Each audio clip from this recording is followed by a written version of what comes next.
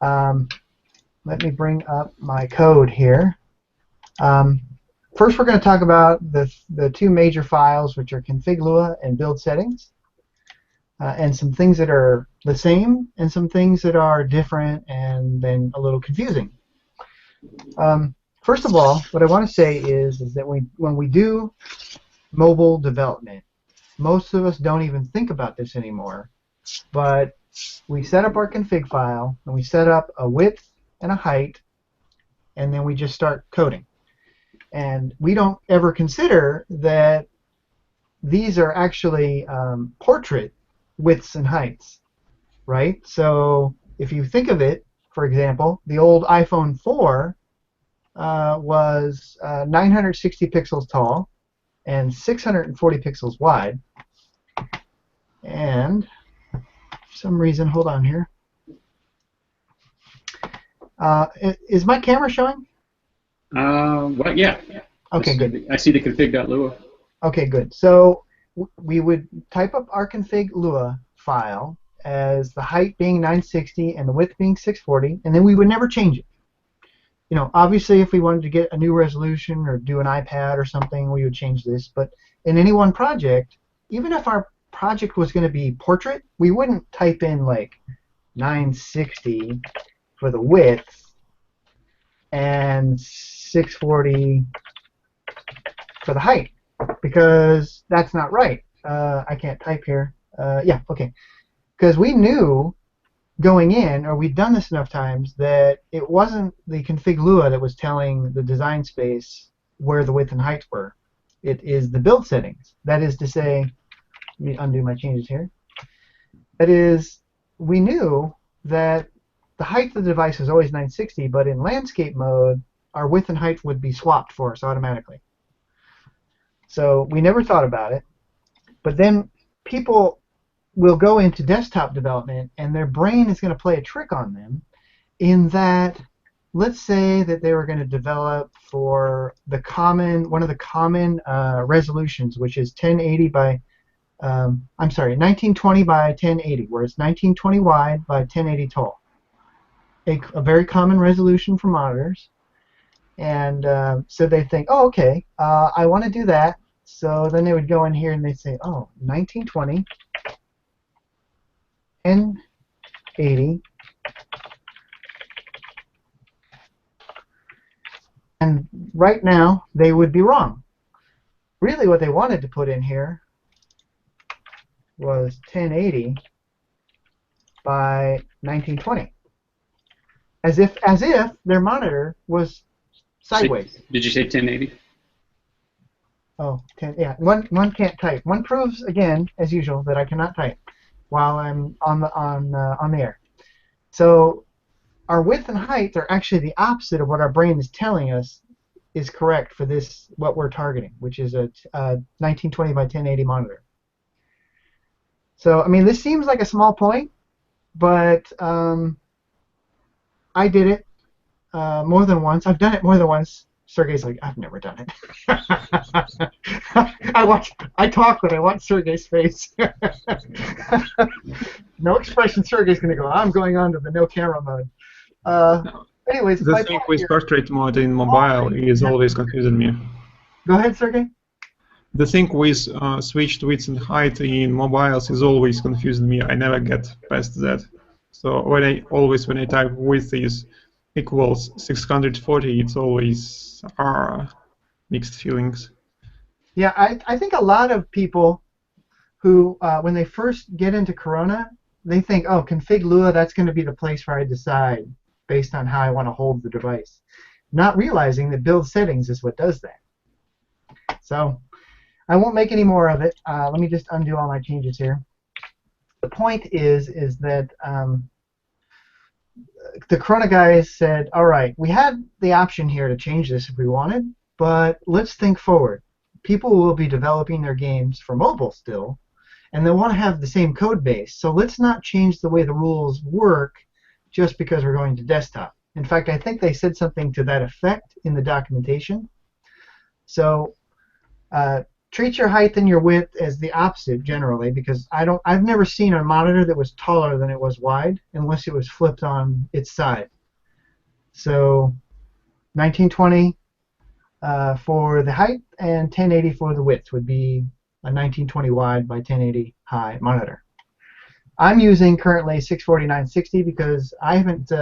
An interesting part of this discussion for me is in the exploration of setting up this project for our discussion, I realized that there is no magic recipe yet for desktops that is backwards compatible with mobile.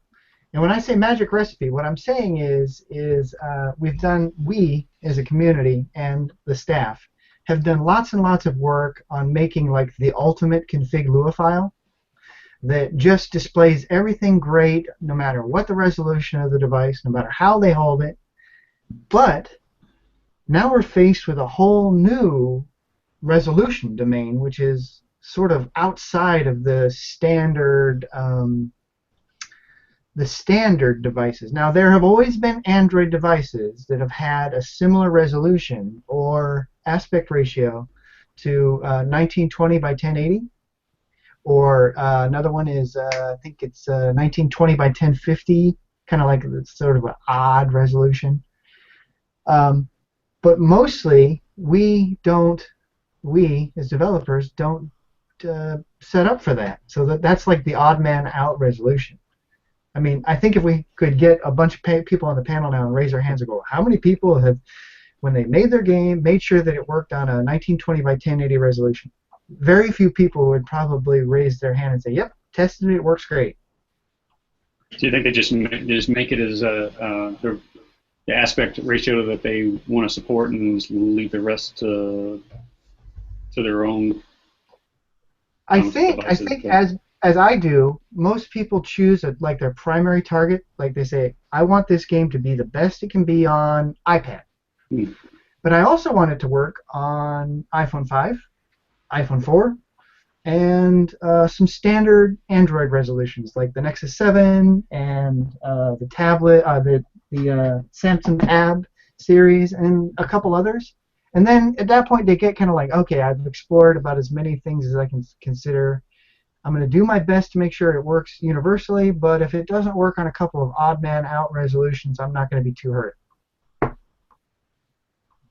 Now, of course, on a business app, I do a little bit more than that to make sure that it's always self-adjusting. But on a game, I think that it's very hard for mobile to 100% hit every single resolution and have it look exactly the same or similar enough, because there's factors here. For example, we're kind of going on a side topic here, but if you're developing on a mobile platform, things you can move around without affecting gameplay too much are interface elements, HUDs, counters, things like that. Things that you can't move around too much. The size and scale of the play area could change the way the game plays on one device to another, in the sense that, imagine, if you will, that you designed for a smaller screen, but then you decided on a big screen, I'll just make the play area bigger, so you'll be able to see a little bit more. It'll still be scaled the same, but they'll be able to see a little more. Well, that could affect certain kinds of, give people with a bigger screen a little more advantage, right? Like, for example, a shooting game where you can see a little further, then those people have an advantage. So, back to desktop. Sorry, you can tell I'm kind of I'm just interested in the whole topic. I've always been interested in how design decisions like that, you make them, and how they affect your game development and the players. Yeah, well, I think it's a good point to discuss too, because I certainly don't think about that. I would think of more along the lines of, like you said, being able to support the multiple devices, and not necessarily thinking about the fact that it might give a player more edge on a different device, right? Just the sheer fact of making sure that they actually see, they don't see black bars or something. Yeah, no, I don't mind. I generally design my game so that it fills in the whole display space so it looks nice. And then the only thing I worry about is not giving somebody too much advantage.